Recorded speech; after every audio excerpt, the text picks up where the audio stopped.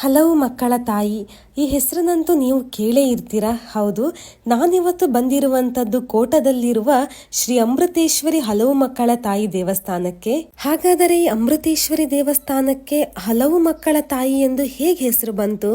ಏನಕ್ಕಂತಂದ್ರೆ ನೀವಿಲ್ಲಿ ನೋಡ್ತಾ ಇರುವ ಎಲ್ಲ ಲಿಂಗಗಳು ಉದ್ಭವ ಲಿಂಗಗಳಾಗಿರುತ್ತೆ. ಹಾಗೆ ಪ್ರತಿ 3 ವರ್ಷಕ್ಕೊಂದ್ಸಾರಿ ಇಲ್ಲಿ ಲಿಂಗ ಉದ್ಭವವಾಗುತ್ತೆ. ಎಷ್ಟೋ ಜನ ಬಂದು ಈ ಲಿಂಗವನ್ನ ಎಣಿಸ್ತಿದ್ರು ಇದಕ್ಕೆ ಒಂದು ಸರಿಯಾದ ಒಂದು ಲೆಕ್ಕ ಸಿಗದೆ ಇರೋದು ಇಲ್ಲಿ ಅಚ್ಚರಿ ಅಂತಾನೆ ಹೇಳ್ಬೋದು.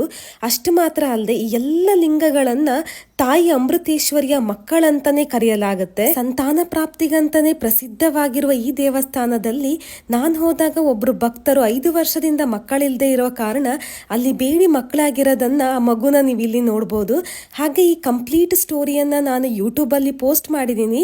ಟೈಮ್ ಇದ್ರೆ ಒಂದ್ಸರಿ ಚೆಕ್ ಮಾಡ್ಕೊಳ್ಳಿ. ತಪ್ಪದೆ ನನ್ನ ಚಾನಲ್ನ ಫಾಲೋ ಮಾಡಿ ಈ ವಿಡಿಯೋನ ಆದಷ್ಟು ಶೇರ್ ಮಾಡಿ. Thank you.